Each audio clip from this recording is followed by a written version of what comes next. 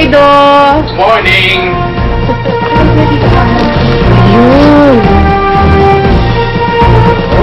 Sila ang tatlo sa mga pambato ng Pilipinas pagdating sa bowling. Bakit ang daming pagkain? Hindi po sila pwedeng magutom.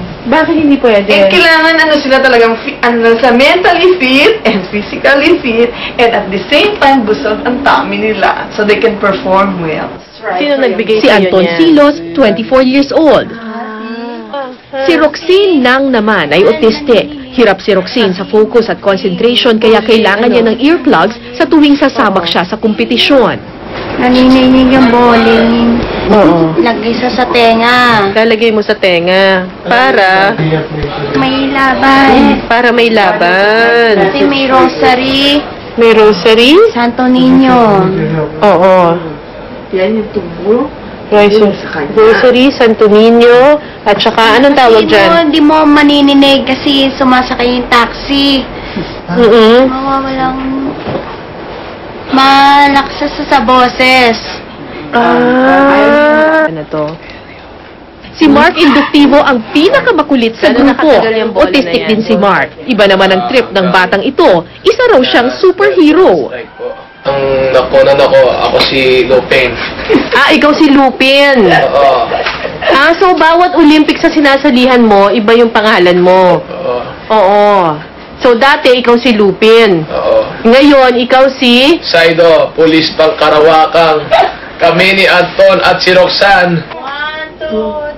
Pero kahit papilyo-pilyo ang binata, si Mark ang pambato ng grupo. Amen! Go Philippines! Go Philippines!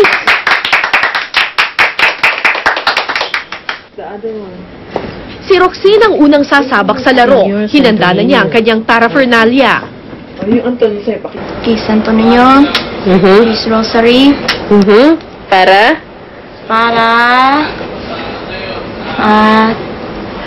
Lakas. Malakas at manalo. At manalo.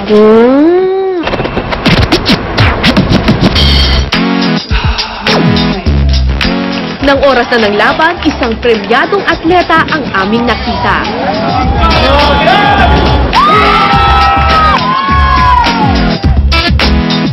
Four years old lang si Roxane nang simula siyang turuan ni Coach Christy. Pursigido raw ang bata at seryoso sa kanyang laro.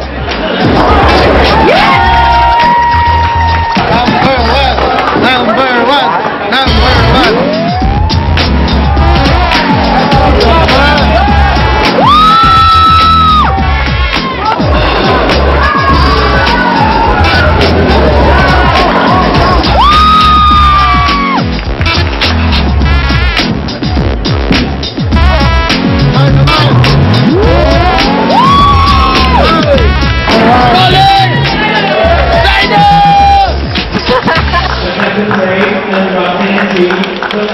At gaya ng inaasahan, humakot siya ng medalya para sa bansa. Silver medal sa singles at gold naman sa mixed doubles. Nalo ako. I feel great. I feel happy.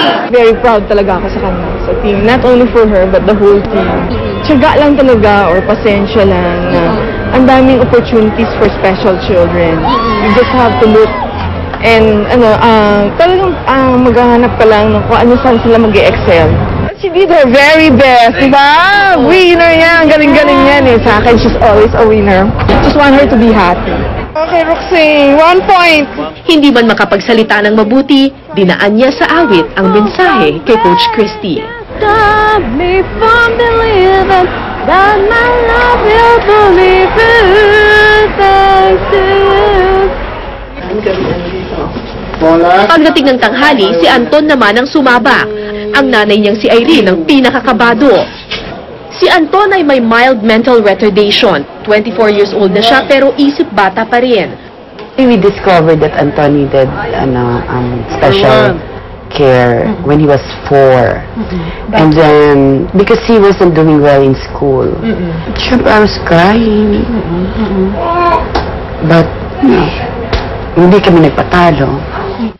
Nang isali nila sa sports si Anton, nakita nila ang talento nito. Nakita nilang hindi sakripisyo, kundi biyaya ang magkaroon ng ganitong anak.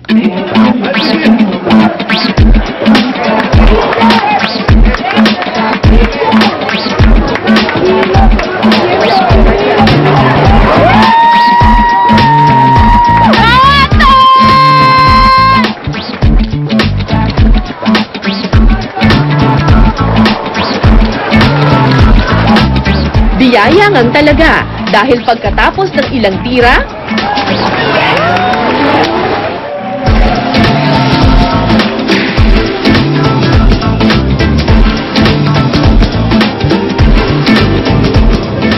silver medal ang inuwi ni Anton.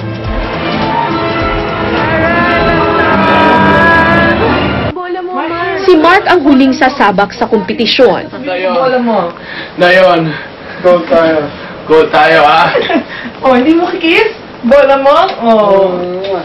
Mark David Induktivo. Ang kalaban niya, taga Germany, USA, New Zealand, Belgium.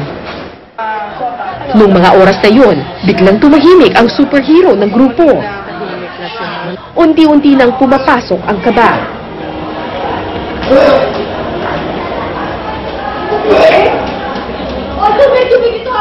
Si Mark ang katangi-tanging Asyano sa kompetisyong iyon. Veterano na ang halos lahat ng kalaban niya, kaya di masisisi kung kabahan si Mark. Gold medalist noong nakaraang Special Olympics si Mark. Hangad niyang mapanatili ang trono, pero tila nahihirapan siya ngayon.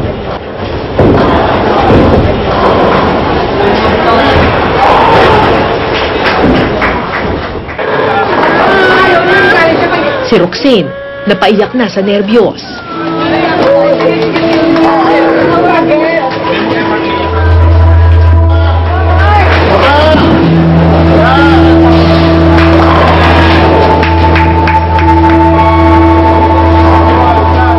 Nang matapos ang laro, may kutob na ang lahat na hindi magandang resulta.